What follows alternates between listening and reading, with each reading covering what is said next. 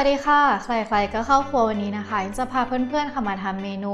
กระท้อนลอยแก้วค่ะสำหรับเมนูนี้นะคะก็เป็นเมนูที่หลายๆคนเนี่ยคุ้นเคยกันดีอยู่แล้วนะคะซึ่งช่วงนี้เนี่ยนะคะเหมาะมากๆเลยนะคะกับอากาศร้อนๆแบบนี้ค่ะสำหรับวิธีการทำง่ายนิดเดียวค่ะถ้าอยากรู้นะคะต้องติดตามชมแต่ว่าก่อนอื่นเดี๋ยวเราไปดูส่วนผสมกันก่อนเลยค่ะว่าเราต้องใช้อะไรกันบ้างส่วนผสมเมนูกระท้อนลอยแก้วกระท้อนน้ำเปล่าน้ำตาลทรายใบเตยมัดปมและสุดท้ายเกลือค่ะส่วนผสมครบแล้วไปลงมือทำกันเลยค่ะเดี๋ยวเราจะมาทำเมนูกระท้อนลอยแก้วกันนะคะอันดับแรกค่ะเดี๋ยวจะมาเตรียมตัวกระท้อนก่อนนะคะแล้วก็นี่คือน้ำเกลือนะคะที่เตรียมเอาไว้เพื่อที่จะนำมาแช่กระท้อนค่ะเดี๋ยวเราจะมาผ่าครึ่งกระท้อนกันก่อนนะคะ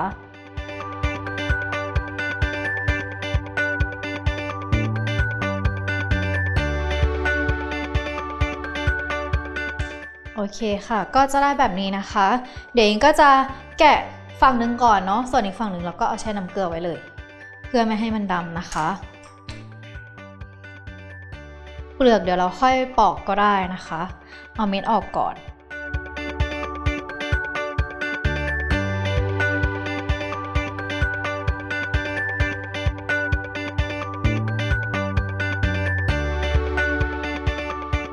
เดี๋ยวเราก็จะเซาะเม็ดออกนะคะพยายามเซาะให้ชิดเนื้อมันมากที่สุด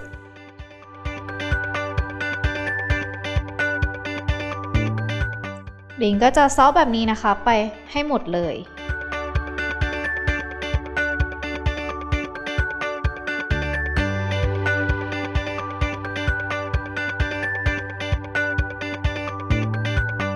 โอเคค่ะก็อิงก็เอาเม็ดออกเรียบร้อยนะคะพอดีว่ากระท้อนทิ้งได้มาในเนื้อมันอาจจะดูน้อยไปหน่อยนะคะมันก็เลยออกมาเป็นแบบนี้นะแต่ว่าถ้ากระท้อนบ้านเพื่อนๆนะคะเนื้อฟูกว่านี้เนี่ยมันก็อาจจะออกมาสวยงามกว่านี้นะคะ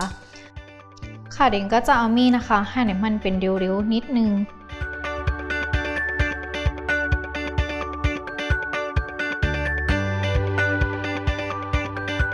ก็จะได้แบบนี้นะคะเดี๋ยวเราก็จะมา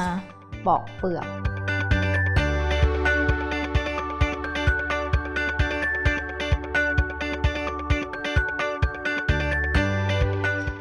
ก็ปอกให้หมดเลยนะคะพอ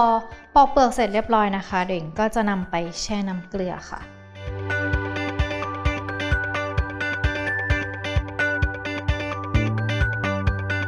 สำหรับซี่ที่เหลือนะคะก็นำเม็ดออกเรียบร้อยแล้วค่ะเด็กก็จะมาสอนทำรูปดอกไม้นะคะก็นำมีดนะคะมาแกะนะคะให้เป็นรูปตามเม็ดเลยนะคะก็แกะไปเรื่อยๆจนครบค่ะให้เป็นเหมือนรูปดอกไม้เลยค่ะ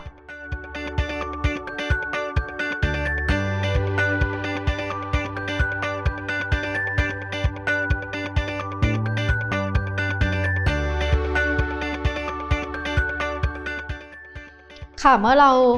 ได้เป็นรูปดอกไม้เรียบร้อยนะคะเดี๋ยวก็จะนำตัวมีดนะคะมาหั่นเพื่อให้มันเป็นริ้วๆสวยงามนะคะรอบตัวกระท้อนเลยค่ะอันนี้ไม่ต้องหั่นลึกมากจนเกินไปนะคะเพราะว่าเดี๋ยวมันจะเข้าเนื้อเยอะเกินไปหน่อย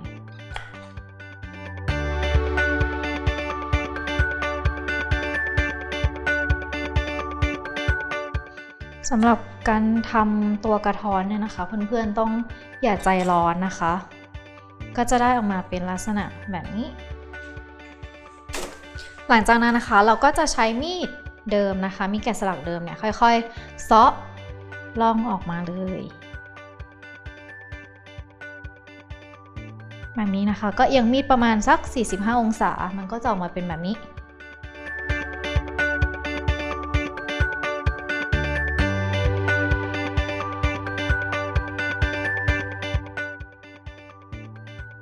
โอเคครบแล้วนะคะก็จะออกมาเป็นลักษณะหน้าตาแบบนี้นะคะที่เหลืออิงก็จะ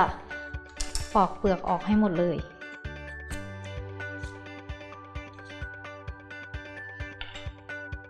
สำหรับการที่เราจะนำมาแกะสลักแบบนี้นะคะก็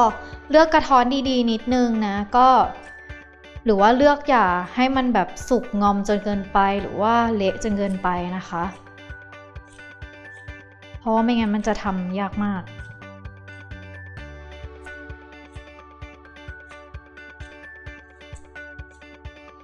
พออิงปอกเปลือกหมดเรียบร้อยนะคะก็จะรีบนำไปแช่น้ำเกลือก่อนเลยเพื่อป้องกันไม่ให้กระท้อนของเราดำเนาะโอเคค่ะเมื่อนำเปลือกออกครบเรียบร้อยนะคะเดี๋ยวจะแช่น้ำเกลือไว้สักครู่นะคะแล้วก็เดี๋ยวเราไปทำตัวร้อยแก้วกันเลยค่ะ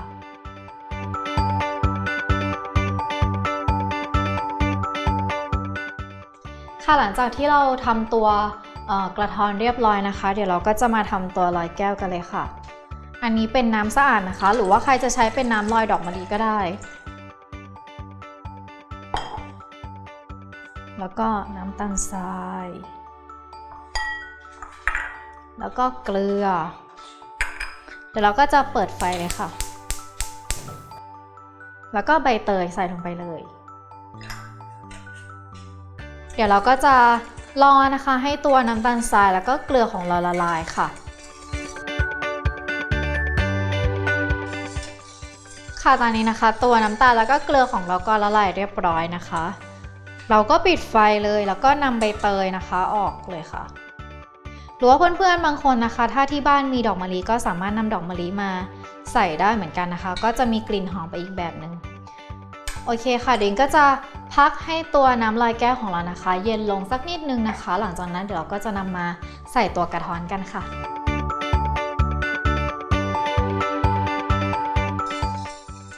ค่ะตอนนี้นะคะอิงก็ตั้งให้น้ำลอยแก้วของเรานะคะเริ่มเย็นแล้วนะคะเราก็จะนำตัวกระท้อนที่เราแกะเอาไว้เมื่อกี้ใส่ลงไปเลย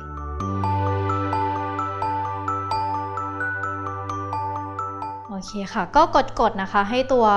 น้ำของเราเนี่ยซึมเข้าไปในตัวกระท้อนนิดนึงโอเคค่ะแค่นี้ก็เป็นอันเสร็จเรียบร้อยค่ะเตรียมตัวไปจัดเสิร์ฟได้เลย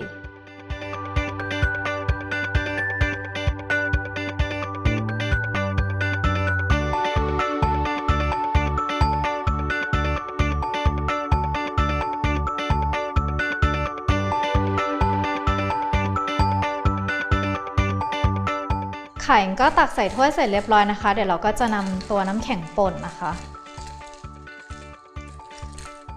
มาใส่ลงไปหรือถ้าเพื่อนๆนะคะไม่อยากใส่น้ำแข็งนะคะก็ให้นำตัวร้อยแก้วของเรานะคะไปแช่ตู้เย็นก็ได้ค่ะแล้วก็นำออกมาทานตอนเย็นๆเนี่ยก็อร่อยไปอีกแบบหนึ่งเหมือนกัน